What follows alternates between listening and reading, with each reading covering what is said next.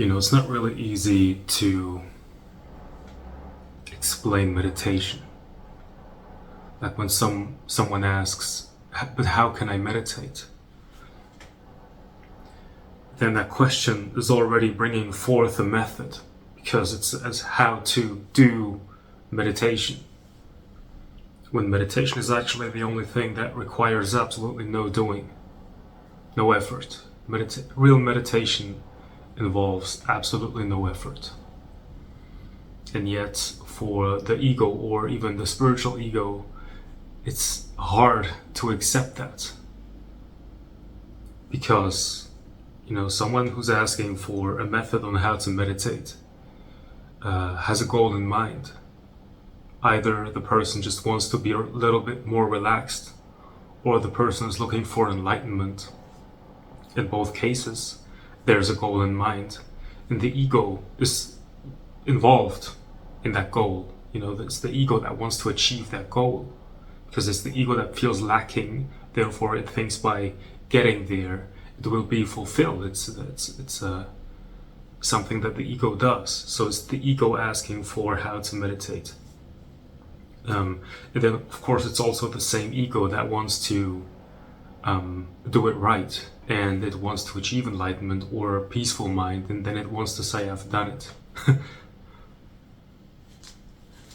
And there are methods, but I think a lot of people are really looking for the real thing, not the method. People are looking for the kind of meditation that Osho did, or Krishnamurti did, or Eckhart Tolle is doing. The real meditation that involves no real practice, no effort. And I understand that, because I was also, looking for a long time for this explanation on what is actual meditation. You'll find a lot of methods and techniques, become aware of awareness, become aware of the present moment, focus on the breath, concentrate on something, repeat a mantra.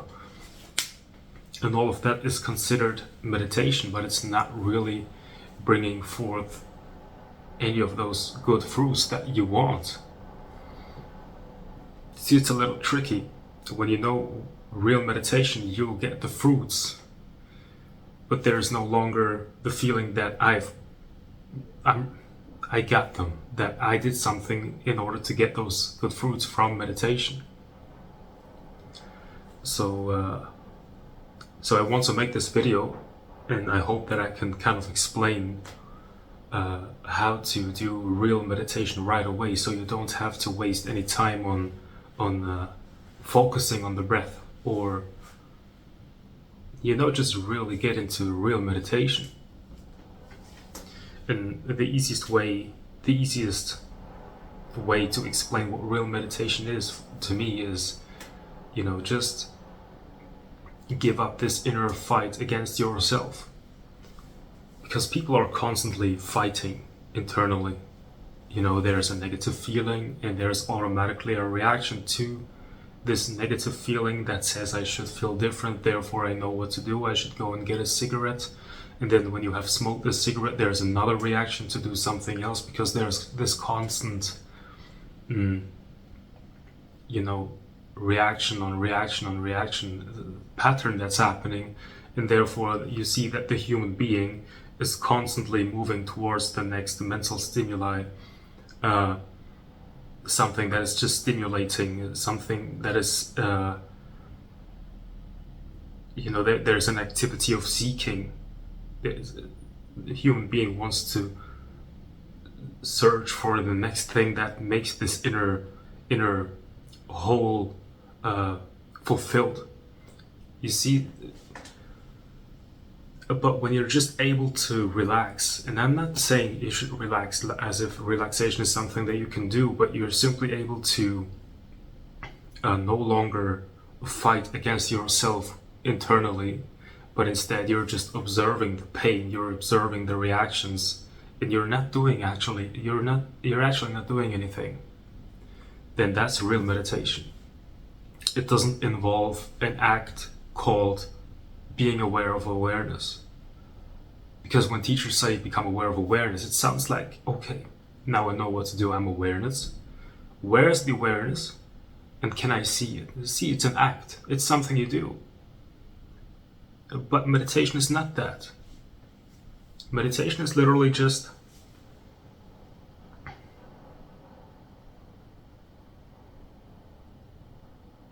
and then you feel the sensation in your chest, or maybe in your belly, or your hands. It's just that.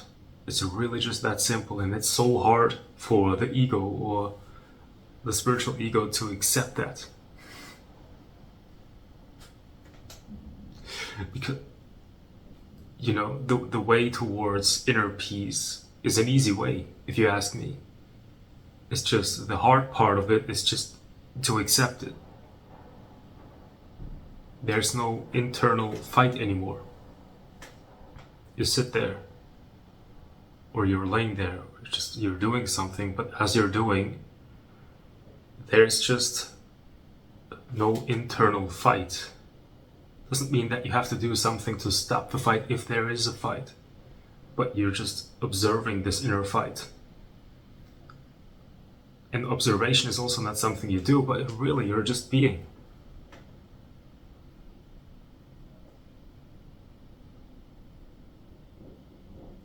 And something happens when you're doing this. At least this happened to me. The effort to mask who you really are starts to go away, and you become more authentic. So you're not masking your real emotions.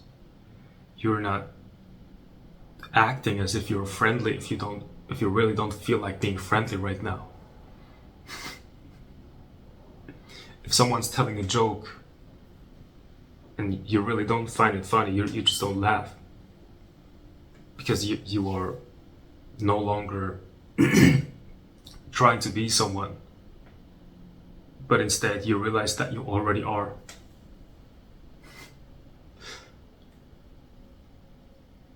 And so this whole ego mechanism of being someone, acting as a person, having this mask, social mask, the personality, just falls away. And then underneath that, you'll see that's why meditation is so uncomfortable in the beginning, is because you see everything that was underneath this layer of personality and ego. It's like there's a like if you're just starting with meditation, or if you have been distracted with methods, then that's like the first time you will realize that underneath all these methods and the personality structures that you're having, there's all this suppressed but authentic stuff inside of you. And then you have to go through that also, and underneath that there's a new kind of creativity. That's when you can just relax, you'll see that after some time you'll see that there's a new dimension inside of you, out of which creativity and decision making just happens spontaneously and automatically. There's no question in there. It's just, I think that's what Krishnamurti talked about when he said right action. As long as there is choice, there is confusion, but this inner place is you're just like a fountain. It's just like there's no choice. It's just, I want to do this. I want to make music. I want to draw. I want to. It's just creativity coming out of nowhere. The willingness to live. The real it's just like a child that wants to live, wants to experience stuff. Not like, a traumatized adult that needs to control him or herself to act like a functioning human being. But deep down there's like this restlessness, being tired,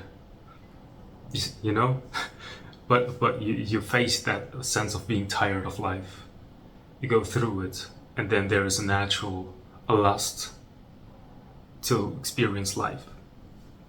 Not that you need to experience, or not that you need to find pleasure in experience, but because there's already a wholeness, and therefore you don't need anything from the world, and therefore you can use the world to play around.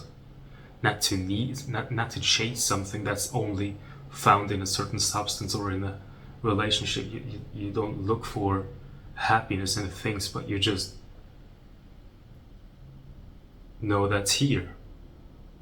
This world is actually empty. You won't find lasting happiness in this, but you can use it as a play. You can play around, but when you found out how to really meditate,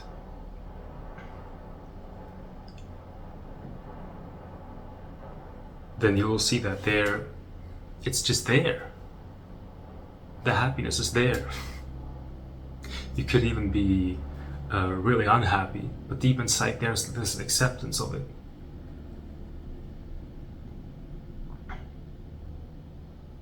You find a new dimension. You start to learn about life. You start to learn that you cannot manipulate things, but you can surrender. And in this surrender, you start to learn that there's a mechanism of the universe operating that you were not aware of before. It's like the universe is just, it wants to change. It wants to make your life better, but you have to step aside so that it can actually create through you. And that's what meditation is.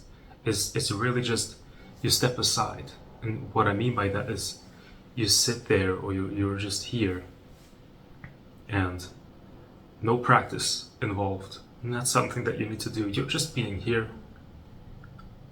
Don't even call it meditation. And all of a sudden you become aware of sensations. And you become aware of an emotion. Something that's maybe uncomfortable. Maybe you even feel something positive. Thoughts. And then you just see how things happen by themselves. If you're not trying to control this machine, this biomechanism, you're not using it. You're just here and observing without having any intention, and then you're just seeing what is it actually doing when I'm not trying to control it. So you're just sitting there and you observe. It's actually thinking, it's feeling, it's doing, there's a movement, there's heat, and there's a cold, and you'll see that there's an intelligence that is not you. It's not you, the ego, the small self that thinks it can control things, but there is still an intelligence that is responsible for this blood that's running through your body, for your lungs to breathe. It's living. You observe how it's just living by itself. And in this observation, you see how there are things that are coming from beyond, from a place that you have no access to. First, it's just, you don't do anything, you become aware of how it's living by itself. And then when you're staying there, you see how it shows you emotions. It's just because you stepped aside, you allowed it to show you something, and then it came up with something that you need to face right now in this meditation. It's just like a negative feeling or a negative thought that is just here, and it wants you to feel this because it's the process of, going through it so that it can heal. But you couldn't have brought this forth with your will. You had to be okay with just being, and you don't know what's going to happen, and then from underneath, from a place that you don't have access to, that there's just something that comes up. And it's how the universe creates. It's just like it shows you something that comes from your deep unconscious. And at first it shows you just the negative stuff that you have repressed for so long. But when you are through that, then there's an even deeper dimension. And that's what I would like to call the dimension of creation, because that's where the creativity comes from. Like I like to make music. I have this program called Effortless Studio, and sometimes I just like to make music and do stuff with this program. And when I was like blocked, when I didn't know how to meditate, there was a time when I was able to meditate, and I was so creative, and I was doing music every day. And then came a time where I just kind of, I don't know why, but I forgot how to meditate. And then I felt blocked. And there was no creativity at all. I wanted to make music, but it's just nothing came. And then when I meditated again, at a certain point, I found this dimension of creation. And there's just, out of nowhere, I could be in a conversation with a person, and all of a sudden I hear a melody that it just came from beyond. It's just creativity, just a melody, and I'm like, I have to turn this into a beat. I have to make music. And there's also a willingness. It doesn't feel like work. I have to. It's just I really want to be creative right now, just like a child. So it's like impulses from the. It feels like impulses from the divine. It's not from the ego that says I need to control. I need to do this. I need to create. I need to. But it's really just an impulse, a colorful impulse that feels like joy, and I want to do it. And I think most people don't have access to this inner space, but you really have to step aside and let go of that internal battle and just allow things to happen, so that there's a deeper creativity, a deeper power, a deeper intelligence that is acting through you. And meditation is the beginning of allowing this energy to work through you. It's like a fountain. It's like normally when you're with your ego, even when you're practicing meditation, still ego, that thing is like it's like a rock that is holding down the fountain. And when you're no longer doing, then all of a sudden all the mud comes up, all the bullshit, all the negativity, the trauma. But then when you're through that, there's the creativity, there's a deeper intelligence. You actually feel connected to the universe, because you know it's not really you that's living right now. It's something more powerful. That's why some people like to call it God. It's like you just intuitively know that the thing that is actually living through me is the same thing that is responsible for the sun to shine. It's the same intelligence. And if you ask me, that's the only way you can feel connected to the universe. This real meditation, practices like focusing on the breath will never give you that sense of satisfaction, that sense of I actually know that I'm connected with the universe, or that I'm inseparable from it. It's strengthening the separation, because it feeds that feeling that you are someone separate that needs to put in effort in order to attain something, which is the opposite direction of being one with the universe. It feeds into the illusion of separation. But when you're no longer putting in effort, then separation vanishes.